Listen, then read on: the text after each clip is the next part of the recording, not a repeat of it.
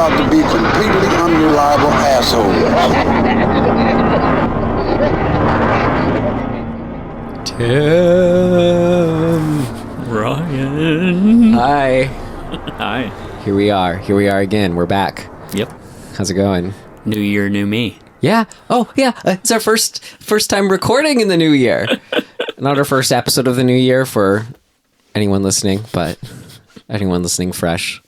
Yeah. But for us, I feel like I was in the, the other dimension, and now I've stepped into the beyond. You feel like you were in the beyond, and then just came back from it? Coming back. Okay. Yeah. Great. Yeah. I think I know why you said that. Why? Because today's film is The Beyond. And Wow. I'm excited to talk about it. Me too. Sorry, From Beyond, not The Beyond. We already watched that one.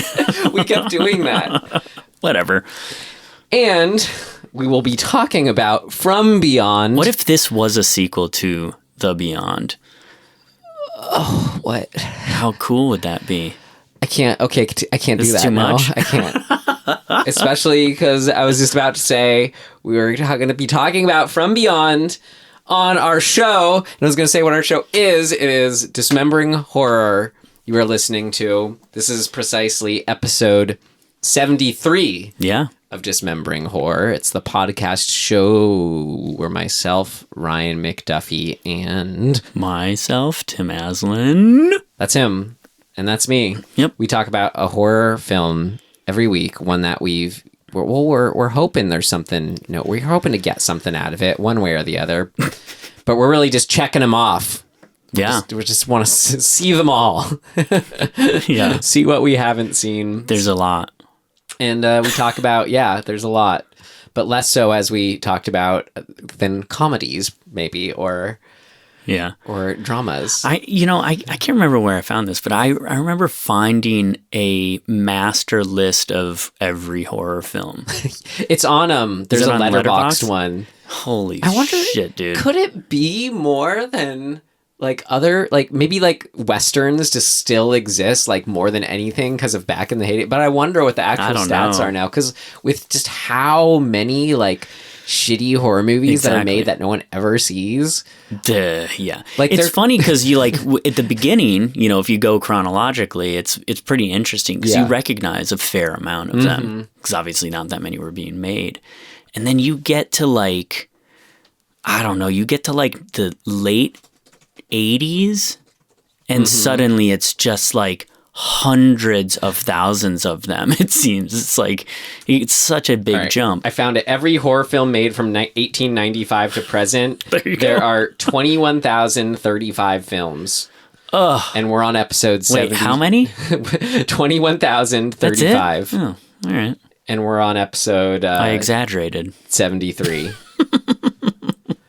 And and I was going to finish saying what we do on the show real quick. Sure. As we talk about what works for us, what didn't work for us about a film, and anything we found interesting or noteworthy. Yeah. Very much what just Tim and I thought. We don't fucking care what you thought. Yeah. Get your own podcast. No. Get your own fucking opinion. No. We just hope it spurs thinking either which way. Because that's what's fun about it, is like when you watch these films and you're like us, which we're assuming you are, you kind of want to like digest them and be like, well, how do I kind of log it? And I think a way to do that is just to think about in terms of what worked, what didn't, and anything interesting or noteworthy. Here we are. I was so pleased to see that we got a review that literally said like the whole premise of our show. He was like, yeah, my wife really doesn't like horror films, or maybe it was a girlfriend. I think it was his wife. And he's like, so it's like really nice to actually get to like hear people talking about a thing. And I was like, yeah, that's Tim what we're doing. Ryan and Tim, we're here for you. Yeah. And let's get in. We got, sorry, real quick to catch up from last week's thing, because we like to do that too. Housekeeping, as they call it. Remember last week's film, Tim? Wish Upon? Just boy, do I. I did some research, so that would have been for our things of note that we didn't get to. But just that it has like a sequel. Or sorry, it is a remake. Sorry, I didn't mean to scare you. Wish Upon does not have a sequel. My stomach just dropped. No, it is a remake of a movie called Feng Shui, and there is a Feng Shui too.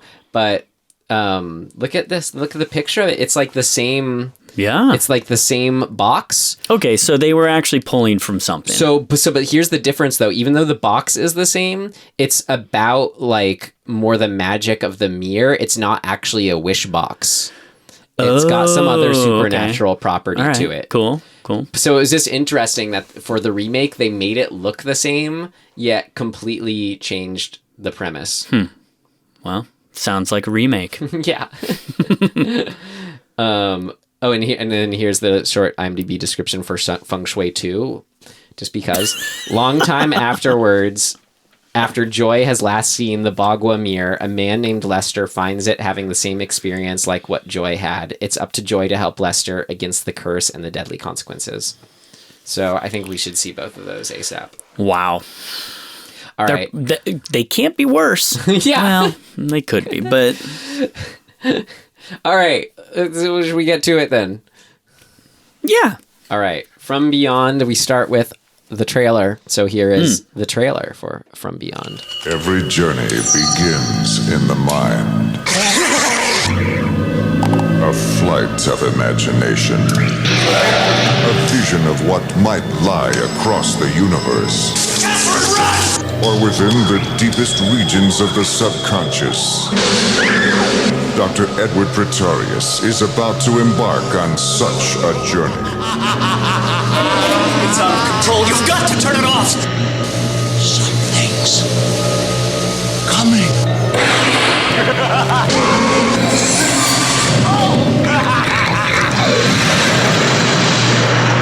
Humans are such easy prey. From the makers of Re-Animator, From Beyond. Glorious. Great. Nice and short. We let you hear the full thing. All right. What's next? Our summary. No, our rating. Oh, man. Well, I mean, tell me if you disagree, Tim, but I think it definitely was a shining bright spot after some lackluster films. Yeah. Agreed. I don't want that to sway my opinion, though. Yeah. Well, yeah. Hide and Seek and Wish Upon into From Beyond, which was, I think, pretty great. What did I say about The Lighthouse? We both gave it buy it. I think I'm going to buy it for this movie. Yeah. This is one that I would also be very proud to have on my shelf. It's almost like I want more of it. Yeah, but what I realized... It's great. Yeah. But, like, it's so good. I'm like, fuck, I wish there was even more. Which is kind of the best movies, though. They leave you wanting more. But I mean, one of the things I'll get into and what worked is, like, there's a lot... As far as, like, what's working about it, like, let's just pick the effects. There's, like, a lot in there. Mm-hmm. It's enough to go back to and be like, oh, that one. They're all so fun in it. I don't know, man. And there is a Scream Factory director's cut release of it on Blu-ray. So there's a pretty looking copy we can get for our buy it.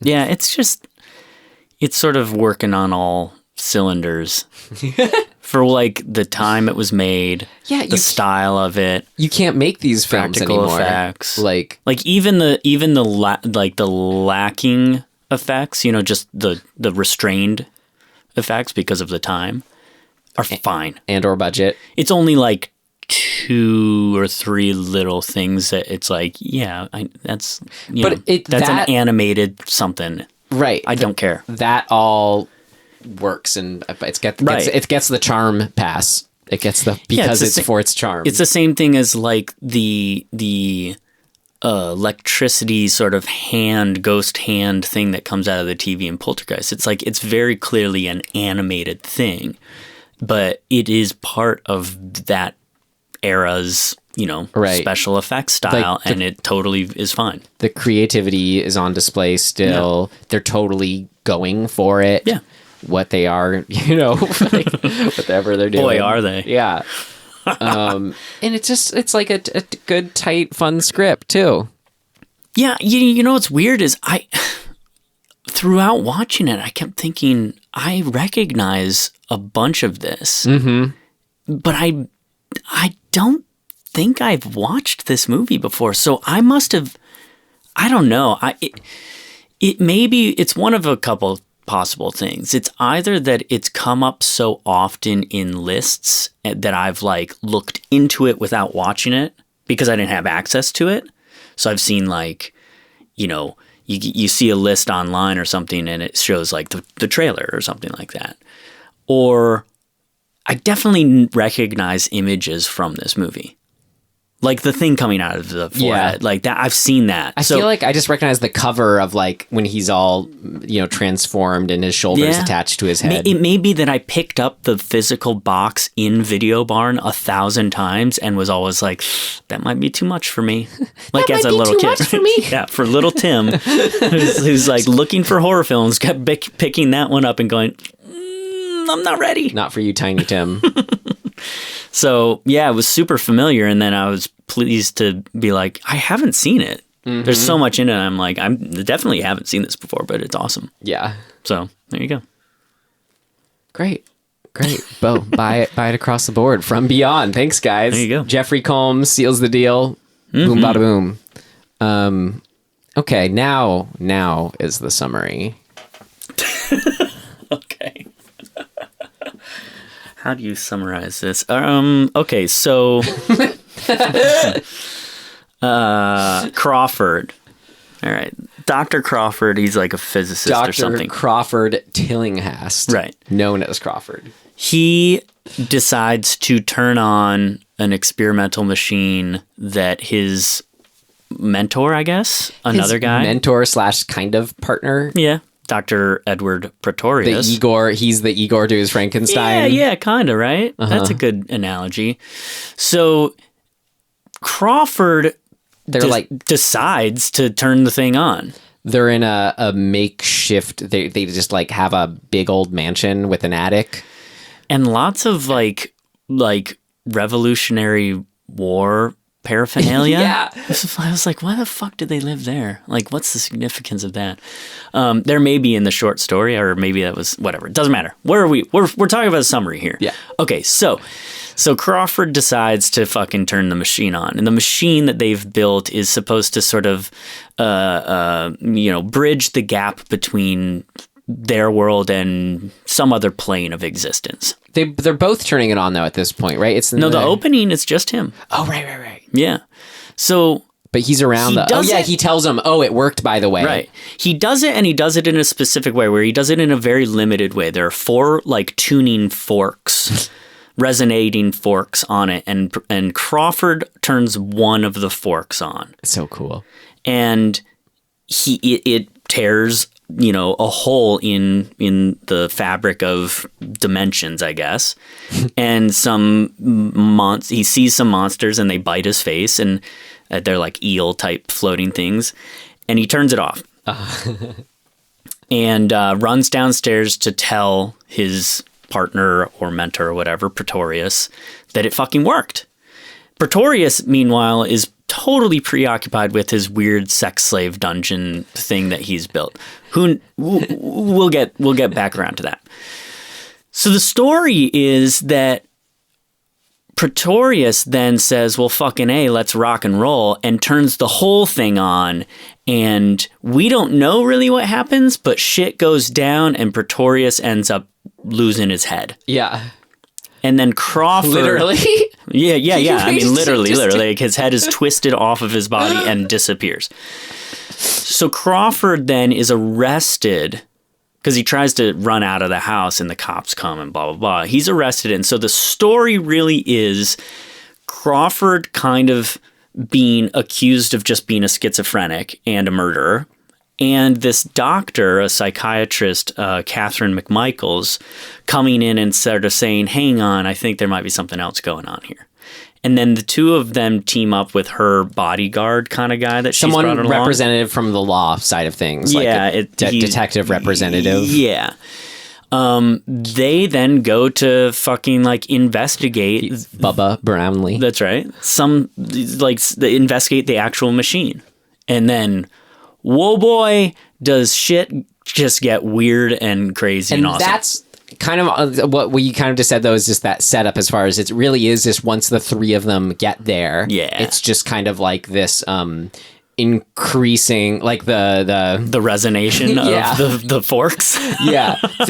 More horror happens, more creatures attack them. It's harder for them to turn it off. It's turning itself back on. Oh, and then I guess the main antagonistic forces, though, are Dr. Edward Pretorius, who is, it's like he's the Force Ghost. That what killed him made him stronger. He's still popping up from the other dimension and is gone even crazy and is more pleasure obsessed than ever. Right, because the big connection to the machine that they've invented is that it is using their pineal gland, which is this tiny little gland in the hypothalamus in your brain. It is essentially growing that gland by resonating. There's some sort of connection. It's kind of pseudoscience-y, whatever bullshit. But that is the driving force. And then what that growth of that gland and the connection of that gland to the other dimension is what's spurring their behavior and their sort of what would you call that? The bad decisions on. Yeah. And it is the driving force of Pretorius's consciousness / mutant body melded creature from beyond coming to get them. And we also have in another additional antagonistic force, the Dr. Block. Ah, fuck her. Exactly. She's a bad guy. She sucks. She represents the skeptical doctors, you're all just crazy, we're gonna put you away. All that stuff. I hate her character. Fun to hate though, right? No, purposefully, serving the purpose. Yeah. Cool. I feel like that covers most of it. Yeah. Yeah, there's some we'll get into it, but this sort of connection of why the pineal gland is even the thing and why that was what was written about by Lovecraft. So this is based on a Lovecraft short story, why he chose that particular thing. There's all sorts of rabbit hole historically, how humans have viewed what that gland represents. I know. I just fall. You just fall down a fucking. I just found deep hole. The perfect article. Cool. Some Atlantic article. No, but I haven't read it, so it's maybe you'll have to. I guess what my point is there's a lot. Yeah. Historically, it's a deep dive. But in the movie, where it takes real life inspiration as far as not maybe what is real, but connections being drawn is the connection to the third eye. Right. You are awakening perceptions not normally available to you. Right. And that's somehow connected to the pineal gland. Yeah. And I think kind of maybe this is more of a thing of note, but pineal. Yeah, I think. I think it was Descartes who was kind of popularizing that idea, René Descartes. Even though that idea, he didn't come up with it, but I think his writing and philosophy attached this idea that the pineal gland is, quote, principal seat of the soul. And that was a, not an uncommon way of looking at it pre-knowing what the fuck the thing did in the first place. Because it's really small and it sits in a place in your brain that's actually...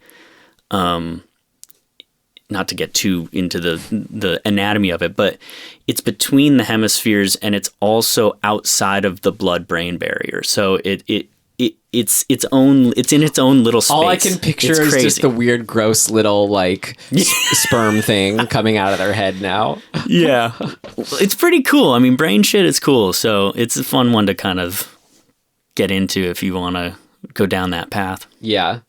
Anyway. That's it. Great. Okay. The end. Sorry, I'm kind of glancing at this article. Okay, well, no, let's move on because a lot worked for us, I think. So Yeah, definitely. Let's talk about it. Our first section, what worked? What worked for you? What worked for you? It worked like a charm, Smith. What worked for you? A lot worked for me, Tim. I loved how it's just from the get-go. Like, first is you just get thrown right into it. He's just fucking flipping switches and pressing buttons. And it's like a 7-minute like intro with like with the effects. The dimensional eels appear as soon as he turns it on. Super cool. And then I was immediately just on board too, like with anything where it's just like a unique like setting, as you mentioned. Like when you said it was kind of like, okay, they're like this dude. Not I think it when I assumed it was kind of all Pretorius's house. Yeah. But just kind of like, okay, so he has his sex dungeon and he's like into weird Confederate stuff, and it's like they're like living together and it's behind the mansion. So I just, not to be a corrections Nancy, but it really is revolutionary, like war era stuff. It's like the flag with 13 stars. It's pictures of George Washington. It's very much, there's no Civil War is stuff. Is that, what is it though, that when it's the snake, like that's Don't just Tread on Me? Yeah, that was the taxation without representation is sort of where that came out of, like, don't fucking tell me that I have to do whatever. An old one of those is framed on the wall. Right. So all of that stuff, what makes me realize in what little I know about Lovecraft, but have read a handful of his stuff. I have like one book of short stories of his. Most of his stories take place in New England, in Connecticut, or Massachusetts. And so I think that what they're doing I think they're just pulling that aesthetic from his stories, and saying, we're in this realm, this sort of the effect colonial house. The effect that works for me though, what it adds up to is as nice as it is to be able to say, oh yeah, so it takes place at a sorority. Okay, it takes place at a camp. I like just being able to, when you go, okay, so it takes place at a. Well, it's like what we just did. Well, it's like a mansion, and I think these two dudes live together, and it's like, I like when it's building just shit in a house that, like, what is going on, and why are they in that one? Right, but I love it, and it's like behind gate, and I guess he's rich, and it's I just love it when you're just kind of like, okay, cool, this is new. I'm just getting on board with whatever this is, like, and that helped. It worked so well with the getting thrown into it as far as everything else. Like, it started with straight up. It didn't milk anything as far as stuff appearing. Yeah, I mean, I guess this is kind of one of the reasons I like the Lovecraft stuff I've read too, is that for whatever reason, I'm not even sure how, like, what it is, but that, and I've lived there, so I've lived in those places, Connecticut and Massachusetts, and New York State to some degree has some of this, but even like where my brother lives in New Hampshire and my friends live in Maine, like that, there is a very specific sort of aesthetic to New England that is that, like, colonial, damp. It's fucking depressing. Shit's old. Everything's made out of wood. There's this coziness and dampness and kind of happening at the same time, and the like oldness of things that is evocative. I am not exactly sure what causes that, like what it is that I'm receiving from that. Mm-hmm. But like when I think of New England, I think of dark and damp and like dark wood and fires and fireplaces and stone shit, like stuff that's made from stone and stone walls. But this and like wasn't exactly that. No, but it has just enough of the flavor of that to kind of go, oh yeah, like we're probably over there. Mm-hmm. And for me at least, because I have I know like it's hitting that note. So wait, they're on, what's the name of the street they're on? Oh my God, it's Benevolent Street. Yeah, that's in the book. That's hilarious. So anyway, I don't know why it works, but it does work. it's part of like what you're saying. It's weird because it seems disconnected. It's like, why there? Which plays into Lovecraftian. It's just not replaceable. Exactly. And I want to say, you got me thinking too, something that like, this movie's fascinating to pick apart because like Lovecraftian horror, you think it's like about, it only works in story form. It's really tricky to translate. It's about not seeing things. But this finds a fun way of like, no, we're just going to make it a monster movie. You see everything. Yet it's still also pretty rooted in unfathomable. Like the ideas still work in a way. Yeah. So like what you're saying, just as far as, I don't know, like the sort of where it leaves you off on is very like that slightly wavery, uncertain ground. Yeah. Like, I don't know why feel a little uncomfortable, but I do. And it's, I mean, maybe, and it seems true to like, at least what I've read, the writing style of it's kind of like the first sentence is always just like, here's the whole thing up front. Here's the ridiculous thing that we're going to experience just right off the bat. And then, it's cool. Use that as the jumping off. So it's true to that. Yeah, definitely. Yeah, I mean, just the energy of our lead guy, Jeffrey Combs, what's his name? Crawford. So good. He's just he himself is just weird enough. Yeah. Right? But he's really likable. Like, I don't even when he becomes a shitty sort of like possessed monster thing, you still like, no. We missed him and we're rooting for him. It's different from what I've seen him because like I love him in what else I've seen, but it's always like in Re-Animator, he's despicable.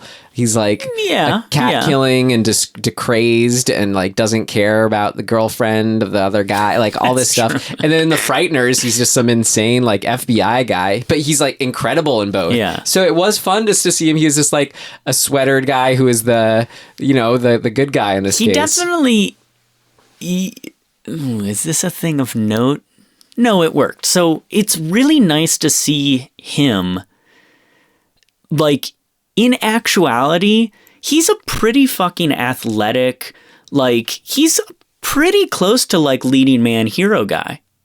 And, like, most other stuff you see him in, he's playing up the other side that he's really good at, which is being meek and kind of, like, nerdy meek, like, meh guy. Yeah. But in actuality, and you see it in this movie, like, when he decides to kind of take on the monster... And when he moves, he is an athletic dude. He like jumps over shit. He like gets ready to fight at one point. I'm like, whoa, this is not meek nerd guy. Like he's physically like an actually adept, athletic dude. Well, it's fun. It is the kind of like the Igor Frank. He's both kind of Igor Franks, but the actualized nerd. Yeah. Yeah. It was nice. It was like cool to see him get to be that guy. Well, and it makes sense for whatever arc is there for him too, as far as like he's, fully actualized as himself. He's like a full confident what he does guy, but it's just that what he's seen is now making him go insane. Yeah. Well, and then a fucking worm eats his head. So yeah. What a bummer. Forever changed after that. It was weird how it sucked his hair off. How did that happen? Well, look, you don't know, but I would argue that worm monster specifically eats hair. I mean, I'm assuming that's what ate the other guy's head off, right? No, because that was a twist. That's a twister monster. This is a fucking basement worm water monster that like just... You know what it is? It's a fucking shower drain. Yeah. That's what it is. It just eats hair. I meant to bring in my friend again since it had the same row of teeth. Do you remember the lamprey I bought in? Fuck, no. I don't want to see that thing again. I could never think of like when an excuse to bring it in. I totally forgot. Didn't we like name it? Didn't you have a name for it or something? We named it and I forget. Gross. Don't bring that in here. But we are on Thank God you like just don't fucking like hide it in here. Please. Wait, that was for listen to our Shivers episode if you're wondering what we're talking about. Oh my God. Okay, we were on the track though of talking about when you brought up Jeffrey Combs, thinking of the actors, just to so get good, so good. Just so just to get it out of the way. Good. They're all great. Even like, Who's Fun to Hate. the Dr. Block. Yeah, Carolyn Purdy Gordon. I'm assuming. I'm just looking at Purdy. the Purdy. Ken Foree, right? Dude. Dawn of the Dead. Dude. So good. He was, I really liked him as a sort of sane presence. Like, he wasn't just the muscle, you know? He was like, I've seen this on the streets. He's us. He's like this grounded sort of like, hey, this is a fucking bad idea. Yeah. Like, he's every man saying, no. And then Barbara Crampton, of course, too. Another what a fucking dream. Right? Cult actor from, like Jeffrey Combs from the Stuart Gordon films. Yeah, she's great. She makes a really good turn, too. Like, they did a good job of sort of that cliche of, like, the nerd who lets her hair down. Yeah. You know, like, it's fun because it is a cliche, but she actually does a pretty fucking good job at it. It was built into the story. Right. Too.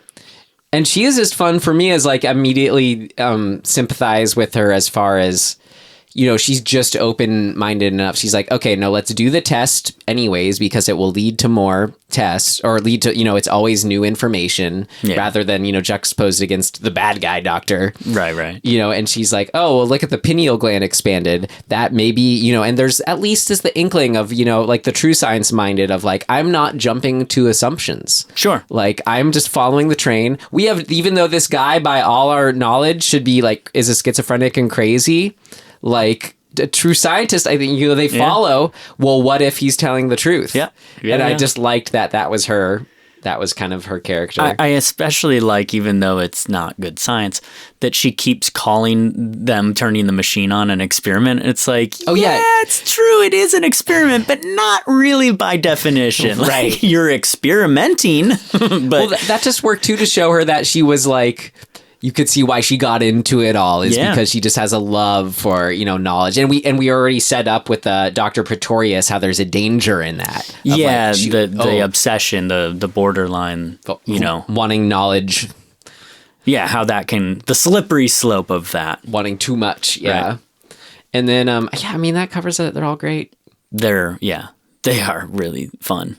It's fun to see a movie that's, there's other characters, obviously, but really not. They're just side characters. I particularly like the nurse, who there's an entire scene where she's just standing between the conversation and she like does not move at all. She's just staring with this like weird look on her face for like 2.5 minutes, and then finally gets to say something and like run after who does she run after? Barbara, I guess. But she's really funny. It's just a weird, quirky thing to throw in there. My favorite of maybe the little side characters or one-off characters, just to then get it out of the way, the performance of the homeless guy on the gurney. So good. His screams. He was going for it, Tim. Yeah. So good. Who is that guy? Do we know? Is he somebody? I don't know. Oh, man. We'll look it up for things of note. It's so... that kind of stuff, it is really the flavor of these filmmakers, too, is being able to be like, look, it's sort of the, like, there are no small roles, whatever the fucking saying is. Like, everybody's selling their shit in this one. Even the smallest character. And, like, the shortest amount of screen time. It's like, they're still just fucking rocking it. And I love that. And I think it's equally a testament to like the actors being on board and the directors being like, no, like, you're important. Like, go for it. Yeah. It's fucking great. Remember what you just saw. Like, right. Take that. Oh, it's so good. I guess some other general things, just the, kind of like we mentioned, the structure of is very simple. Like, a lot of times it like bugs me to do the whole like, do the finale in the location that was at the beginning. Yeah, but, like, I can see that. But this totally worked. Yeah, with it's the scale. Contained going back. It just felt right. And it was like I would have been totally fine if just the whole thing was just the increasing fracasing happening at the house. But it just felt right. Like how the hospital, like, this felt like all the hospital stuff in the middle was kind of like the perfect interlude and like opened up the world just enough. Because like really we only have the two locations, the house and the hospital. Yeah, I guess that's right. Yeah. Yeah. It's like mostly the house, the hospital, which is set up a little bit at the beginning, then back to the house for the big finish. Yeah. And it like moves well, never drags. And that's just all with the structure too. Well, it is a very, very lean 80-minute movie. Yeah. Like, it just cooks. I don't know if it's the one we watched, but the running time of the unrated cut is 86 minutes. Oh, okay. Well, 6 more minutes of glory. Yeah, exactly. Unrated glory. Hey. And how it escalated too, of just, okay, so if from the way beginning we just see these, before even the credits happen, opening credits happen, the eels appear and he gets bit in the face by one. I love it. And it's like from there on though, it's like, oh cool, now he's able to turn it on from the beyond. And I don't know, it's great. The monster is... Oh, yeah. The creature design is fucking amazing. Okay, yeah. Come on. And that's kind of what I said, too. There's so much... Like, I want to rewatch it just because there's so many moments of just the squidging and the squirming of the creatures and how they transformed. And then once, including Dr. Pretorius, the different ways he transformed and all that. I just called them the Beyond Bees. Oh my God. Yeah. I was like, what even are they? They're beyond Were bees. they fly? Like, it looked like they were just little beads, B-E-A-D. You mean like what was the effect? Yeah, I mean, they're pellets. Like, it was sort of indistinguishable of, like, it wasn't like a fly, even though the effect made it feel like they were like a swarm of flies. There was no close-up that sort of told you, oh, this is what you're looking at. Which is fucking great. It's freaky as hell. Yeah, the Beyond Bees. They're just fucking these weird little balls. And then when they ate apart Ken Foree and just how he looked all eaten apart, heartbreaking and wonderful. Just brutal. Just like the effects themselves having that the splatter gooey quality, just everything's wet and drippy and like bendable. So much KY jelly. He grabs the shoulder before he transforms and it just like his fingers the imprint. Yeah. Ugh. Oh, it's great. Yeah, I mean, it's funny because it's sort of a close neighbor to the body horror gore of like The Fly, but that movie is a little more, I guess, grounded in sort of a reality that this isn't. Yeah, the music tells you like this is a stylized kind of movie story thing. But I really like how it kind of just the premise kind of allows you to be like, all bets are off. Like, shit's just going to be weird. Yeah. And like, we're going to fucking go for it. And it throws it at you again, just like the sheer amount of just the effects happening. I will say, remember when we watched Society and we were talking about how amazing it would be to have the weird mom. I don't remember her name, but the mom, the big woman who's just a freaky weird. And you're like, why? Yeah, like, why is she there? Remember we said we were like, it'd be amazing if at some point she had turned into this like tentacled Lovecraftian thing. Oh yeah, they literally did the fucking thing we were talking about in this movie. Like the tentacle, weird, slimy, long arm finger shit that went on from the monster in this is what I was thinking. Of that. It's fucking exactly it. It's so good. And the moment when Pretorius is sort of, I think it's the second time we see him come through, and he's pretty monstery. Kind of half of his face is his monster blobbed out on maybe half his body, whatever. And he's got Barbara, what's her name? Catherine. And he's like, she's in her nightgown, and he's like, her boobs come out, of course.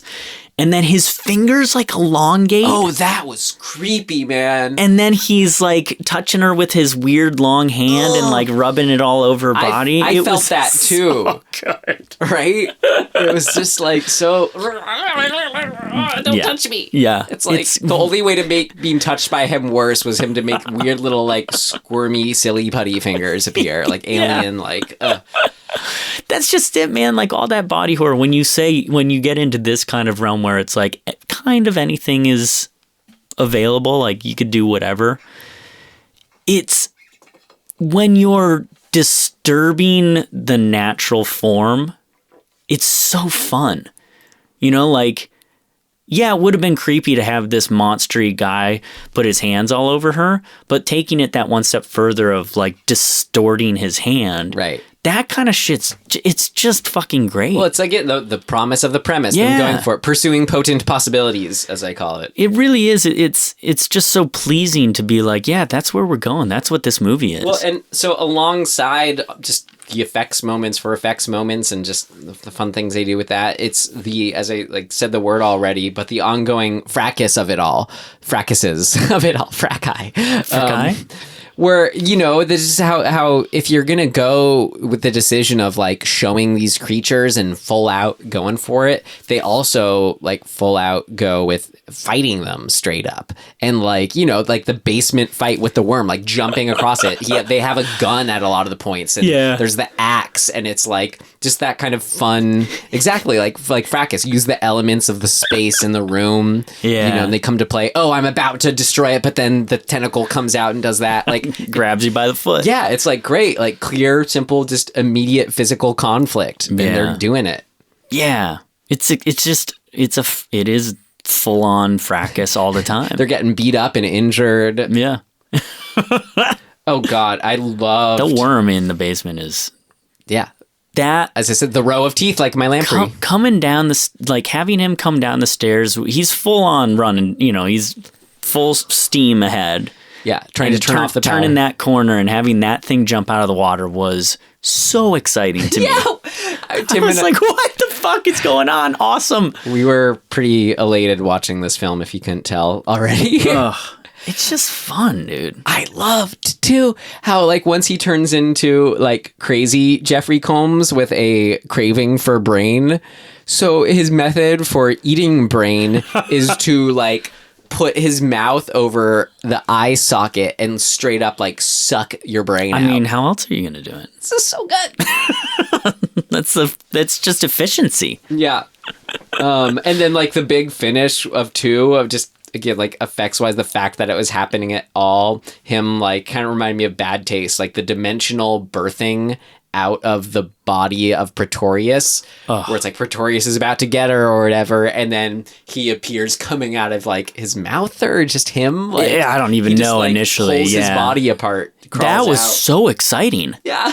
I was like, fuck yeah, he's still alive, Crawford. And it's good. And it's built into the premise of like, if you can just kind of just appear from the other dimension, if they have that power now, like he's doing it. Well, and I really like this sort of weird, it's true to kind of the basic storytelling rules, I guess, of like, look, Crawford's a cool dude, and we root for him and we like him, and he's pretty hero-y for most of it, but he does end up getting, you know, the bad turn and kills people, and, you know, you can't get away with that, right? Like, good storytelling sort of says there's a consequence to that for your character.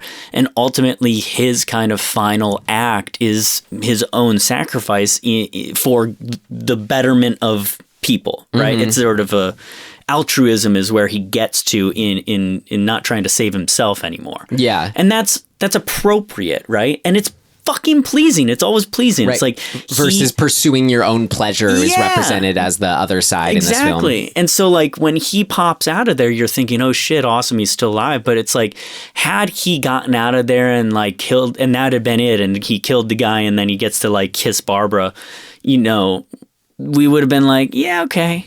But instead, they eat each other to death.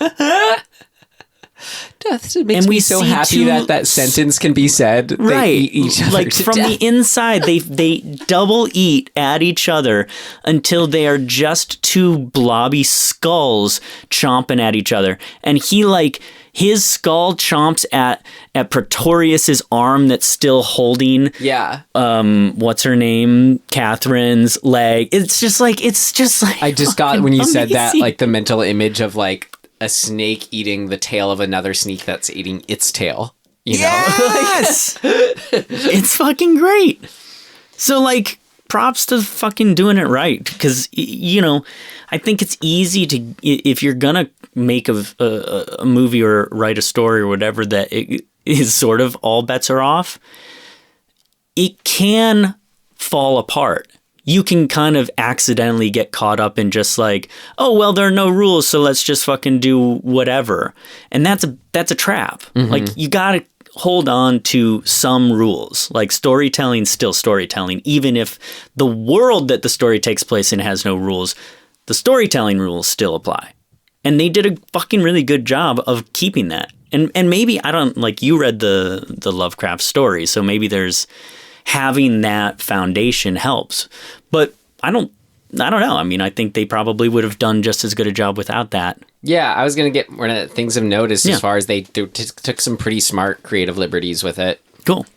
Just be in the spirit of it, but like, making it a film instead of a short story, clearly. But like, I mean, I don't have much more because of just, it's so breezy. Yeah, well, I mean, just I guess some specifics, and we were kind of at the ending, the fact that it's like the literal explosive, exciting ending of like the bomb ticking down and her jumping out the window, like just in time. And like, it's just fun that she's kind of become, the hero now. What a genius thing too. They set up that window in the opening scene, right? And then they reestablish it, I think 3 more times. That like the first time in the opening scene, he turns on the machine, that window, like we see light and some of the glass breaking. And then when Pretorius comes and turns it on, that glass like blows out and the neighbor gets pissed off, and that's what spurs on. I loved all those light effects. And then when they turn it on a 3rd time later, it happens. And then the 4th time when they're in there in the final fracas, we see the window and we kind of know, oh, that's her way out. It's just, that's fucking great. Yeah. All that stuff too of just like switching it on, and it's like, how are they going to show dimensions, like, activating just this straight up, just fun light effects, and sound effects. Yeah. Like totally just like perfect kind of hokey. Yep. They're following all the right rules too. It's like you turn the machine on, shit gets red. Yeah. And it's one of those switches that's just those satisfying like bottom to top switches. Like, yep. I don't know what those are called. Lots of switches. I think it's like called a throw switch or something like that. I was kind of taken with the actual like ending moment being the perfect like horror movie ending, where it's kind of like she won but she lost. Just that kind of always like the mixed bag ending is always the perfect movie ending. Well, and so like it's like what it is when she's like laughing hysterically, even though she's saved and saved the day, she's now fucked. Yeah. The implication is so bad because her character, which was completely predicated on giving people who have been accused of being insane the opportunity to like state their case. Her character ends with knowing that nobody will give her that opportunity. Yeah. She's super fucked. Yeah. and we all know she knows she's going to end up in an asylum.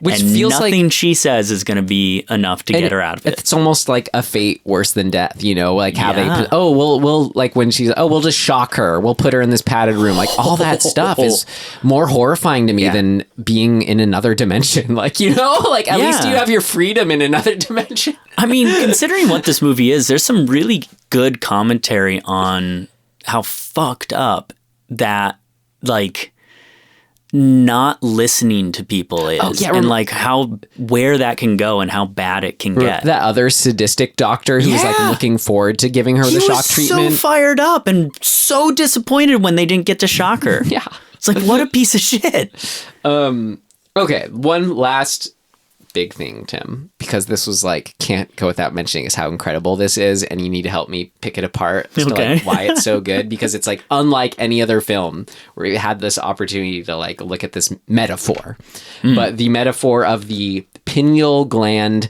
as the phallus. Sure, yeah. And then if that wasn't enough, then it getting bitten off by the female. Amazing. Right? Look, I mean, at the end of the day, in very most basic broad strokes, the the whole metaphor is for sexual desire, right? Like that's the metaphor. Oh, just by the way, that was really cool how they worked it in. There is some connection about like pineal gland sexuality, you know, sex drive. So it's like, it's cool that they made it work by not just having a one-off weird moment, but there are lots of cool little moments throughout. Yeah. So just from a sort of a broad standpoint of like thematically, you know, saying, look, we are creatures of desire. And if we flip the switch, if we allow desire to be the ruling thing, you know, bad shit can kind of happen. Well, and we can't allow ourselves to be driven solely by this masculine desire thing. Well, that's what was so good, because we often only think of like the masculine desire in terms of just the physical realm, control, like, you know, like this sex in the physical sense. And to have it like where instead, though, the metaphor is if like the pineal gland represents the kind of, he's going for the pleasure and attainment, and is kind of like he's, you know, they quote unquote genius, they keep calling him, as well as kind of a certain spiritual attainment. We don't often make the associations of those more kind of like heady aspirations, or then kind of like going down whatever that unhealthy rabbit hole is, if that's the kind of person you are, with the, you know, that same like over masculine, you know, phalluses metaphor. Right.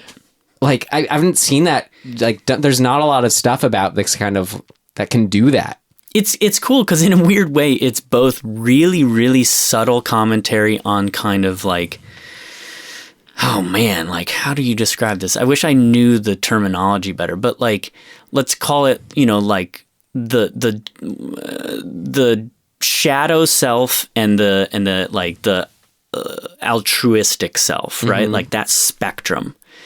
And, you know, at the bottom of that spectrum, in the shadow sort of realm, desire or pleasure, let's say, is kind of basic, right? It's reduced down to like put the P in the V, or just stick it in a thing, right? That's the most basic function of that spectrum. Yeah. And if you get all the way to the top of these sort of more altruistic side of things, you're more in this sort of what would you call that? More of the like intimate, what actual intimacy is, like, and like the feminine energy side. And so like this movie has that stuff sort of represented in this very like rudimentary almost way, but it's brilliant. Yeah. In how it's pointing at it in such a straightforward, raw because way. It's like the penis coming out of his brain, representing like, you know, as I said, like the smarts, your intellect, and like, overriding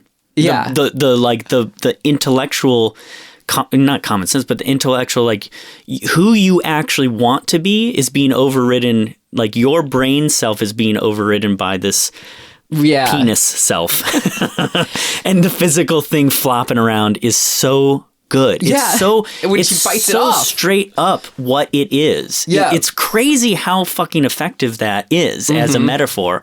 In especially in the sort of the imagery of it is like, yeah, I get it. It's got the little head, which is like the gland, you know?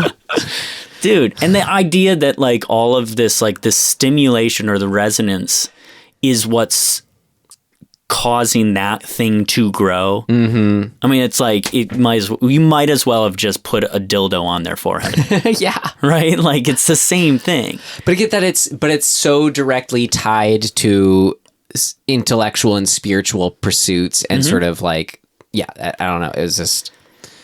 Well, I think what's really great about what they're doing is they're leaning in on this idea of being taken over by the kind of negative or basal side of that thing, right? When it doesn't have to be. Right. Like it's so hard into kind of like the, you know, horror from the paradoxical, I always say, of like, okay, well, we of course all want to be doing better and to like grow as people, which, you know, is just kind of spiritual enlightenment in a sense, is kind of what we mean when we say that. But yet it's coming from a very human, you know, place of we want to experience pleasure and not displeasure is like a lot of times that's sort of what we can immediately connect to as a driving force. Yeah. Yeah, I mean, I think a good example of how, well, when she has become, Catherine has sort of become overtaken with this, like, this shadow sort of side of things, and she's just trying to bang essentially, and she puts on the leather outfit and everything, and Bubba comes in and he's like, what the fuck are you doing? And she's just sort of like, I'm doing my thing, like this is it. And he grabs her and he puts her in front of a mirror. He goes, hey, like, fucking look at yourself for a second. And having that sort of like, oh wait, right, like I need to see myself. The horror comes from that she, you know, I think we could relate to it when he asks, like, who are you? And she goes, I don't know. She's experiencing that side of herself, and she's like, this is me. I'm just for once feeling like confident in it, you know? Yeah, that's kind of my point. Is like getting into that realm, like the commentary of that is, I think what makes it good to me is that they're commenting on it in sort of a broad way and not telling us what the answer is. Well, they're not saying, oh, you know, don't have fucking premarital sex because then you'll be a bad person, right? They're just sort of saying, hey man, this is who we are. And like, we don't really need to know the answer, but like, we're all in it. Well, it's kind of like just the sexuality not, you know, having to be like taboo or just in general in society to an certain extent, right? To say, oh, well, like this, you know, your private time can only be isolated to that as far as your like your knowable personality that's allowed. So there's, again, I don't know, some horror to mind from that, just as far as how we aren't totally, you know, as we still got a lot to figure out. Yeah. I mean, we could go down. I could go down a slippery path of just like how. Well, I guess at the end of the day, in the most simple terms, how many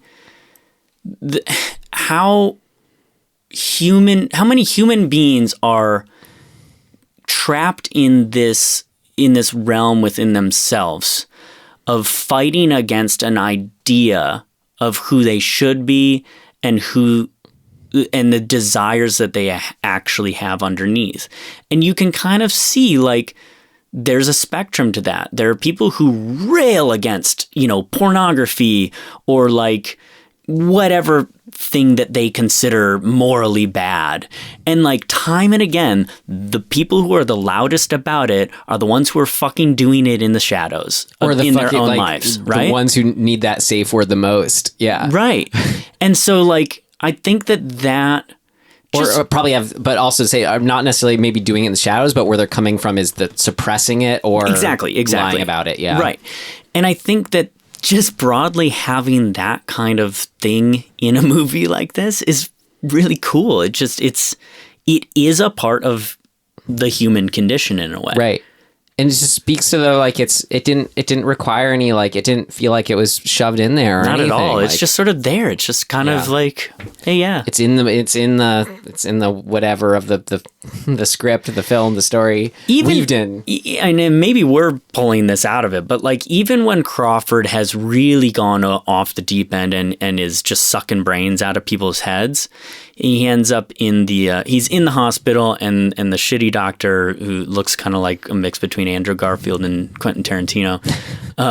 She comes in and finds him. She comes in. Yeah, I know. Physically, he has found discarded brains and he is eating them. And there's something just in that, like that it's not necessarily about sexual desire, but it's about like, in this case, the metaphor of eating a brain is like consuming intelligence or consuming, something about what the brain holds. Yeah. It's an organ and more knowledge. I'm eating more knowledge. Yeah. And so like even that, like he's in that realm and that's kind of for his character. Whereas Pretorius is like, I just want to fuck. Yeah. You know, it's like it's showing a... Well, Pretorius is the pleasure side of it, which is tied to the knowledge. I want to see more and experience ultimate pleasure. Yeah, and Crawford's whole thing is like more knowledge. And it's like the, beyond any physical pleasure is we will, like, conjoin our minds. It's like he sees that. Yeah. Which, themes in society. Yeah. Yeah. It's good stuff. And, okay, lastly, just one I glossed over was just, I kind of like knew this was like, I don't know. I was like thinking like, oh, is this a buy it film pretty early on? Because, I mean, a lot of the stuff, but one of the things I didn't mention was when they just get when they think out the details, they're there. Like it was so silly, of course, how they do like the chalk outline of the bodies. It was like so perfect that it's one of those movies. But the fact that the chalk body, they had the little nub of the headless person where it was twisted. We see it just so briefly, but it's like it was just like the fact that they included the nub. Yeah. It just made me so happy. Just having a chalk outline. Yeah. Like that's such a kind of fucking hokey, because it's funny, not real. cartoonish thing. Yeah. It's great. That's okay. the world. And then, and then like music perfectly set the tone. I barely even remember the music. It was just like right where it needed to be, apparently. Great. So, all right. Anything for what should we move on? What did not work? I just want to say I really like just that there's kitschiness in it. For example, when Crampton, Barbara, Catherine, her character's name, when she's I think it's before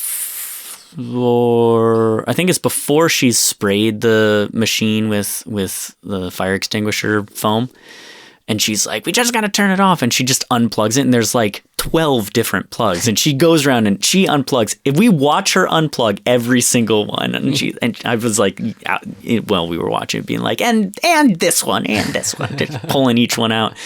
And you think in the moment it's just sort of a funny thing to have. It totally comes back around because Pretorius like energies those plugs back into the fucking machine. And it's like, and it's just fucking, it's kitschy as fuck.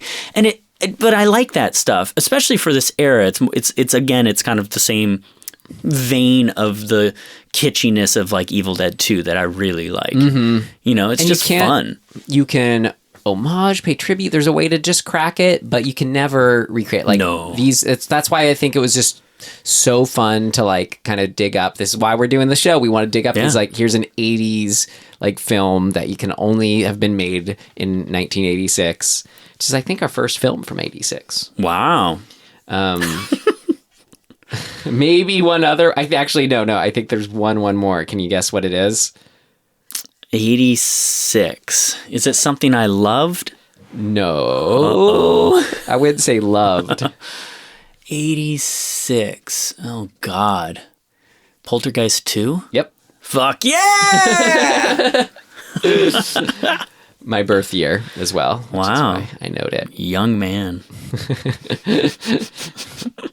Depends on your perspective. I guess so. All right.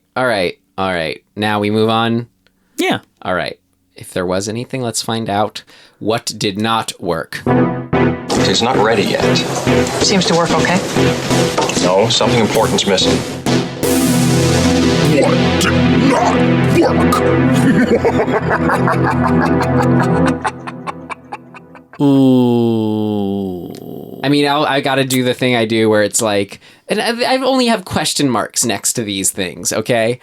Where it's like they worked for me, but at the same time, there's another part of me. I'm going to say all this stuff still worked for me, but also there were times like when the music just kicks in, time with like, don't, and it's just like so just kind of like entered full Saturday morning cartoon territory. Yeah. Which is what it is, though, right, which is why I say it still works, but like just, on a first viewing can just maybe whatever. I mean, I'm just digging stuff here up too, guys, because we loved it clearly. And then, I think that the one thing, and it's just an era thing. Not that this is justified. It's just this is a product of us now living in today, 2020, and this movie being made 36 years ago or 34 years ago or whatever. I'm not that old. Yeah. Well, I mean, when it was made, whatever. You know what I mean? But like the Bubba character is such a fucking like cringy kind of like cliche to me.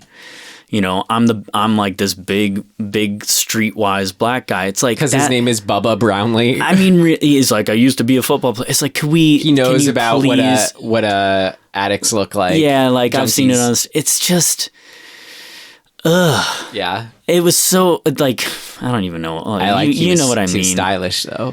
It's such a fucking bad cliche that was done so much, and I think a disservice to like totally like, all sorts of things.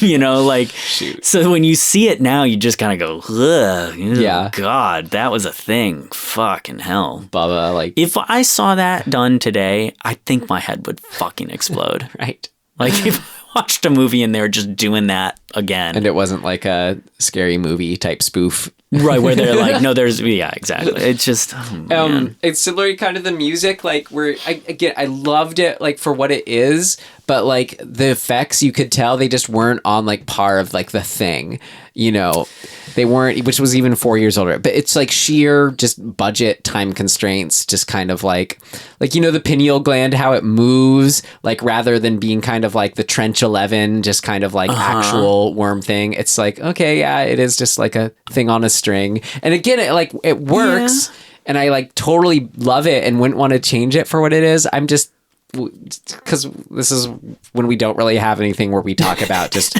these other minor feelings that may have popped up. Yeah. I mean, if I had to fucking if that's a thing to pick at, you know, the animated winged monster, some of the bigger ones, yeah, like there's only a couple frames worth of it, but the coloring is so much different in the animated version. It's very similar to in Army of Darkness when the winged like claymation monster shows like up, when it was more Evil Dead 2 at the end when the winged thing, the same winged thing shows up. So yeah, you know, okay. Like, right, exactly. I guess that's it. Sort of doesn't work only in that I'm like seeing it. Great. All right. You know, exactly. Let's move on then. Finish. You know what? I do have the one that did not work for me is how much vomit was on that homeless dude. Oh my God. You mean you wanted more? No. Did you see the pile of vomit that she is sweeping out of the ambulance, and then they cut to him and it is all over, and it's like green, it's not really like barf colored. You know, I didn't notice that. Makes me barf is so unpleasant. I feel to like me. that's just one more thing for me to look forward to next time, and I would have put it on things that worked had I noticed. Ugh, it's like, I hate it. I hate barf. I'll take fucking all sorts of other gore shit, but barf is.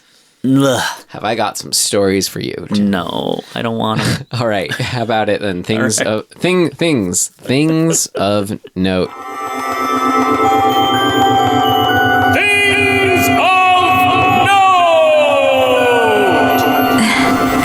This should be interesting. Okay, so much stuff. There's so much stuff. What do you got? Well, okay, do you want me to go down the pineal gland a little bit? Here's some fun stuff. If you're ready. Yeah, okay.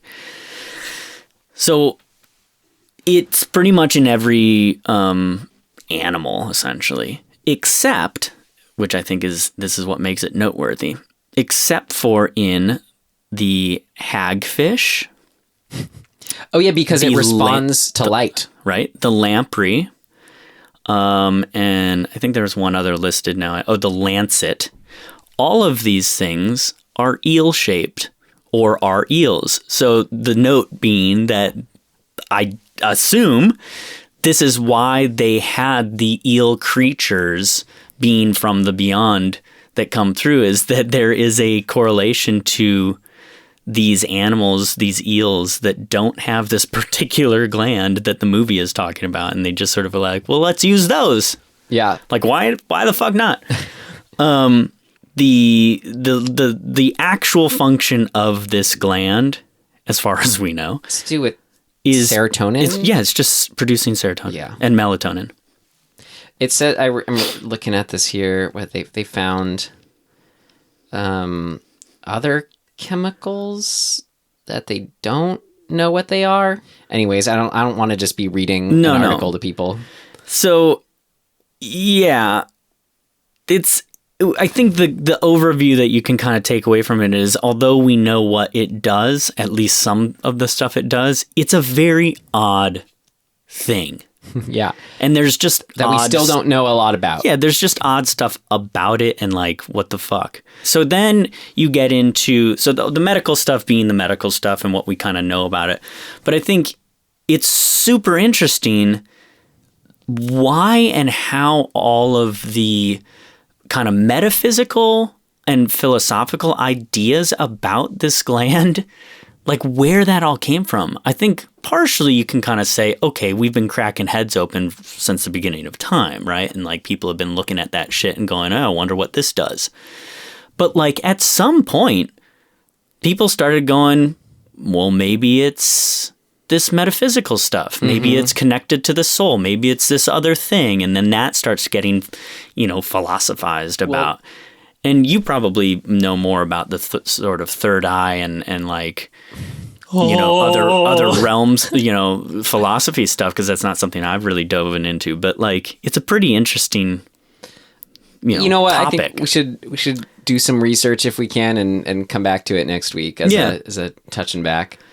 I mean, at the end of the day, I just think it's cool that we as humans and historically got into this particular little thing and made some weird connections / leaps about what it may or may not do. And that led us to a guy maybe picking up some anatomy books and then going, I'm going to write a short story about this. I'm just reading. I just think that's fucking, it's great. These two inspiration. These two guys, whatever, in this article, it's talking about doing research on it back in the day. They believe that there are other undiscovered chemicals being manufactured by the pineal, for they see signs of enzyme activity which cannot be accounted for by either serotonin or melatonin. All right. Other non-pineal, I just want to say pineal, whatever. Well, things of note you have? Yeah. I mean, the reason it's pineal is it's Latin for pine cone. Oh. Because it's shaped like one. What else you got?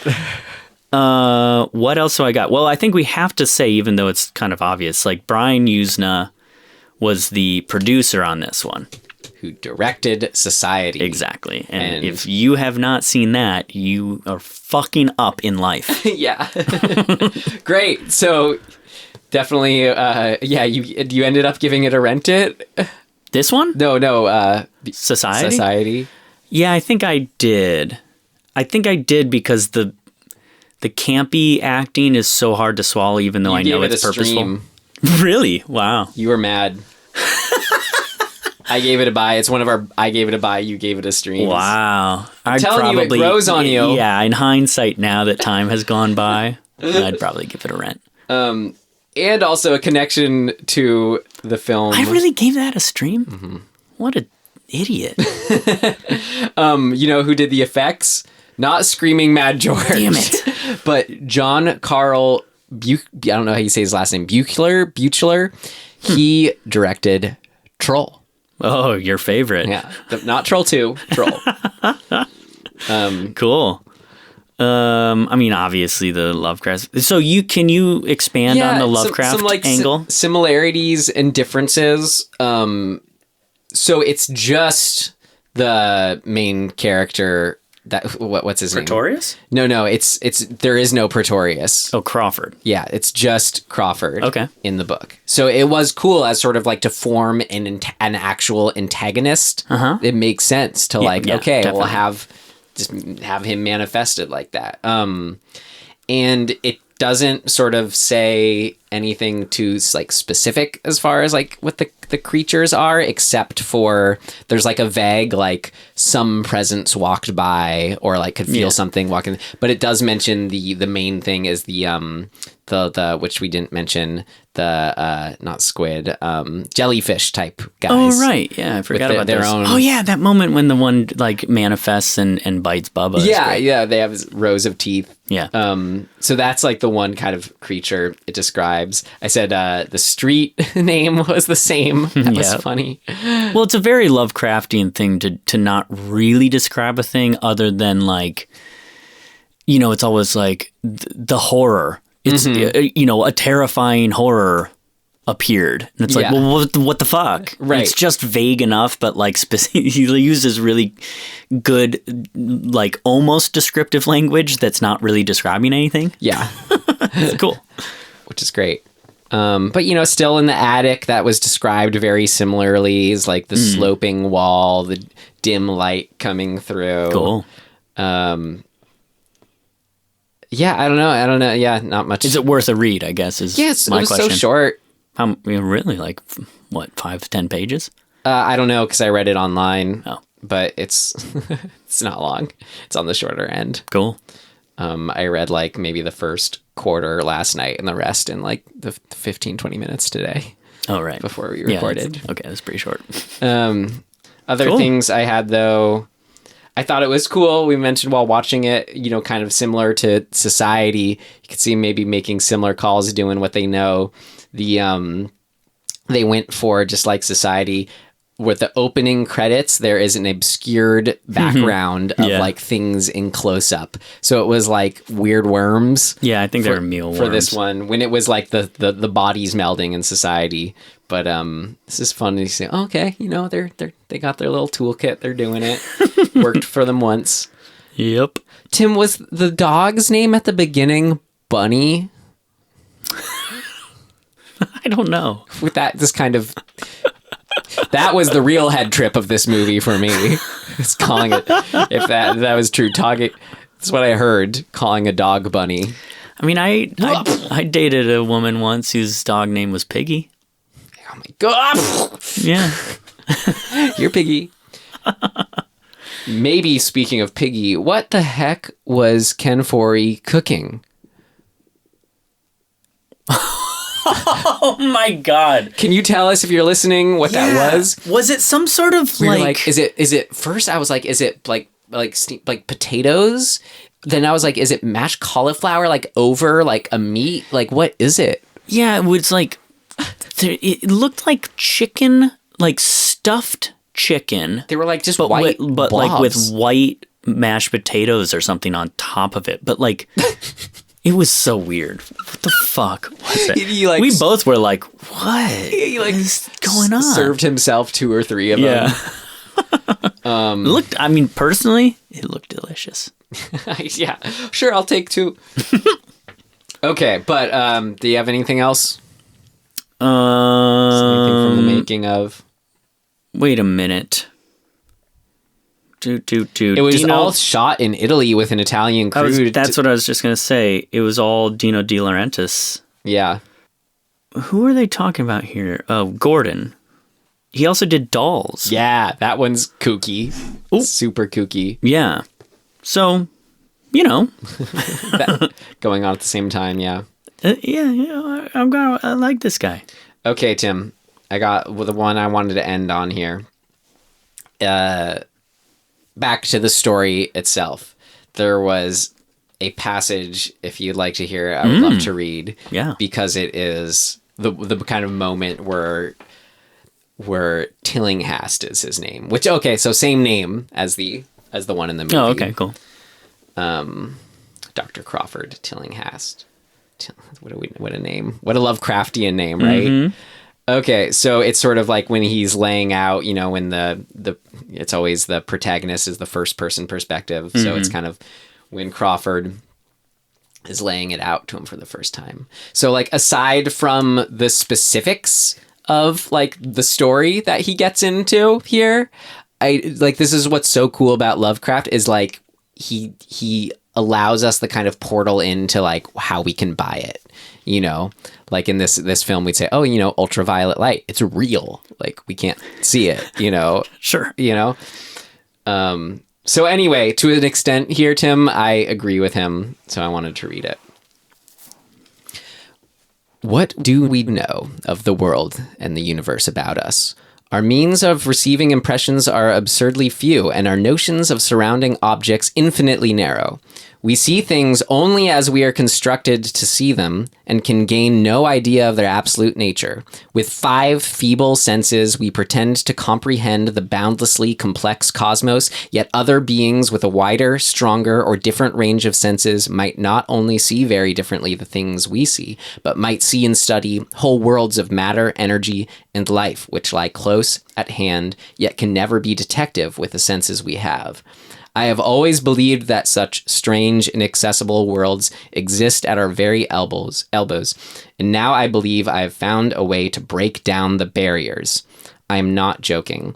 Within 24 hours, that machine near the table will generate waves acting on unrecognized sense organs that exist in us as atrophied or rudimentary vestiges. Those consider organic life. We shall see that as which dogs howl in the dark, and that at which cats prick up their ears at midnight, after midnight. We shall see these things, and other things, which no breathing creature has yet seen. We shall overleap time, space, and dimensions, and without bodily motion peer to the bottom of creation. Wow. Cool stuff, right? Very. I love it. It's such a fucking fun thing to read. Yeah, that's why I wanted to read it, so thanks. All right. RecommenDEADtions. Sure. Oh. I watched Oh. I had a couple. Let's do okay. Netflix has a movie called Rattlesnake. Haven't heard of it. And I kind of was just, I was skipping through looking for something to watch and just saw the summary of it and I was like, whatever. But then got distracted and you know how Netflix auto plays a little bit. I hate that. Yeah, it's annoying. But in this case, it actually made me watch the movie. That's why they do it. Because the opening premise is simply that this woman is driving through Texas with her maybe, 6-7-year-old kid, probably something like that. And they get a flat tire. And while the woman is trying to change the tire, the daughter kind of wanders into the brush. Like it's just open desert, kind of Texas-y, brushy, and gets bitten by a rattlesnake. And that alone was like enough for me to go, oh shit, I want to see how they fucking figure this out because that's a bad scenario. You are in the middle of fucking nowhere and your kid got bit by a rattlesnake. Like, what the fuck do you do? And so then I'm like, went down my own personal rabbit hole of being like, what do you do if you get bit by a rattlesnake? Like, do you try to like suck the venom out or like put a tourniquet on or like whatever the fuck? And I looked that up and it's like the first thing it said is do not try to suck the venom out. Do not put a tourniquet on. I was like, well, who the fuck said that? Why is that even a thing that we think is the thing to do? What the fuck? Because movies? Yeah. Oh, so you must pee on it. Yeah, exactly. So I ended up watching it and it is a totally, that is what happens in the beginning is what spurs things on, but it's actually kind of this kind of a morality tale movie. And I won't give anything else away, otherwise it's giving it away, but it's quite good. It's a newer film? Yeah, it's brand new. It's pretty short. I think is right at maybe 90 minutes, maybe just under. It does kind of just feel more like an episode of, it's almost Twilight Zone-y or maybe Black Mirror-ish, but not the sort of technology aspect, but the vibe of Black Mirror of like, oh shit, what the fuck's actually going on and how are we going to solve this morality issue? Cool. So yeah, it's worth it. I would recommend it. I'm going to recommend Dead. I hadn't seen it. Felt like I'd always been recommended it over the years. I've been one I'd been meaning to watch, but from 1981, My Dinner with Andre. Oh yeah. You must have seen it. I have. It's cool. Really neat as an exercise too of just like knowing how they wrote it were just Wallace Shawn and Andre Gregory like recorded their conversations for a few days. Yeah. Had this massive transcription of it all. And then edited it down to a screenplay. And it was really neat just to see the end result of that and like be really taken with like, oh shoot, it's like one of those, you know, the end note, like how did they decide on the ending? And nothing too obvious, like just kind of, I don't know, it was cool. I'm glad I saw it and I can recommend it. Yeah, I think that was our required viewing in my theater degree. Yeah, quite really cool just to see it as that acting exercise also. Yep. A lot of lines to learn. How do you guys do it? Those two actually also did a stage production for film of Uncle Vanya. Okay. Which is quite good too. Cool. A lot of good actors in that. If you're watching it on, I watched it on the Criterion channel. They had a good like hour-long behind-the-scenes interview with both of them separately. That was pretty recent. Nice. It's fun. All right. Should we pick next week's film? Yeah, we should. Wait, where's the hat? Let's go. Oh, what's that noise? Tim, you don't know what that noise is by now? No. Well, that Please noise tell me, Ryan. is our skull bike bell. And when the skull bike bell rings, it means we're going to see a new release film in theaters. Wow. Tim, this will be the first 2020 film I think I've seen. I saw Cats came out in 2019. Jesus Christ. How horrifying was that? Beyond. It was from the beyond. I'll put it that way. Wow. Okay. Well, so we're going to ring in the new year. Yeah. In tradition, probably, because it hasn't been getting great reviews with the remake of the remake. Yes. The Grudge. Wow. Can you imagine? Which I was so excited for. We liked The Eyes of My Mother by the director Nicolas Pesce. This was written and directed by him. I'm like, cool, like I want to see him do a Grudge movie. Just the feedback has been abysmal. Okay, so I'm going to go out on a limb and just make a guess and hope that it's true. My guess is that the bad criticism that the reviews that this is getting is because people are wanting it to be like the bad remake. That's what I'm hoping, but I feel like it is just like the bad remake. Fuck. Well, we'll find out soon enough, Tim. All right. Let's go do it. Okay. And until you hear us talk about the remake of the remake, The Grudge, you can find us at Dismembering Horror. Where are we? What are we doing? What a mess. What a fucking mess. Think about this for a second. We watched the third installment of the Grudge series, the Ju-On series, Grudge, right? Yeah. So is the third of how many? 6? You went down a long path on this one, I remember. There's Ju-On, there's the first two before Ju-On the Grudge, like the straight to video ones. Then Ju-On the Grudge was the one we watched. It's like the more famous theatrical one. Then after that is the sequel. Then after that is, I think there might be another one in between, but maybe not. But I'm pretty sure it goes to White Ghost and Black Ghost, which I tried turning on the other day and we're just like, terrible, but they have the unique notification be the only films ever released simultaneously. Oh, that's right. Intentionally. Yeah. I remember that.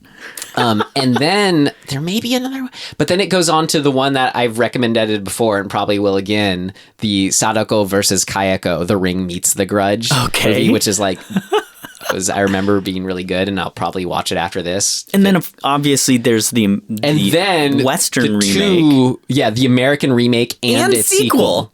And so now, full circle. No, it's like it's a non-circle. You know what I got to say about it? Yeah. No, I don't. Oh, no, don't do it. I can't take it. I got to get out of this room. Why are you on the ceiling?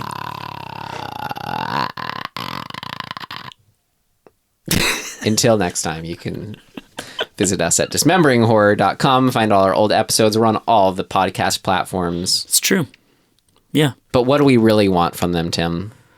Love and compassion? Yes, in the form of reviews and telling your friends. That's right. I mean, I think just at the end of the day, I want more people who want to listen to this to know that it exists. So however that happens. A big way that can happen is if you're listening to it and having fun, as much fun as we have talking about it, and I do mean that. Yeah. Yeah, tell a friend. I will say it's interesting. I'm never not excited to sit down and talk about I think that's why we're still doing it. Yeah, that's cool. Great. All right. Well, then, in closing, you son of a bitch. Thanks for listening, and we will see you next time. Goodbye. Bye.